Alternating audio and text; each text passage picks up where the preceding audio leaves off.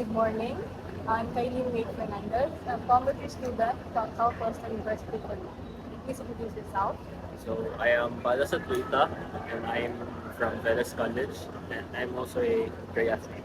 Oh, so you are really a fitness enthusiast. So I have questions here for someone who is fond of exercising. So first, what type of lifestyle do you have at present and why did you choose this kind of lifestyle? So as a triathlete or an athlete, it is given that I, I have a I have an active lifestyle. So yeah. And why did you choose this kind of lifestyle? So I chose this lifestyle because it is where I can find peace and happiness. So second question, what was your turning point that made you realize to engage in physical activity and what keeps you motivated?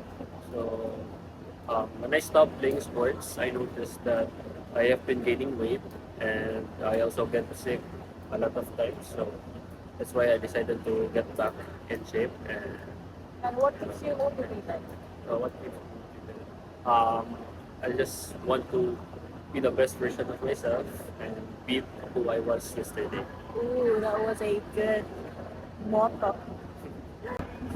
Okay, for the last question, as an exercise enthusiast or regular exerciser, what will you advise to a person with no interest in engaging physical activity?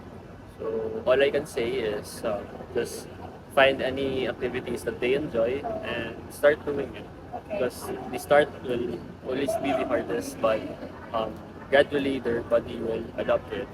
And always aim for consistency over intensity. Uh, Very good answer, Mr. Paulo. Thank you for Thank you. sharing us your time. So that's it. You In the interview, I was inspired by the interviewer's dedication to an active lifestyle for peace and happiness. His motivation came from noticing health issues after stopping sport. He advised finding enjoyable activities and being consistent. Our conversation highlighted the importance of enjoying the journey to a better life.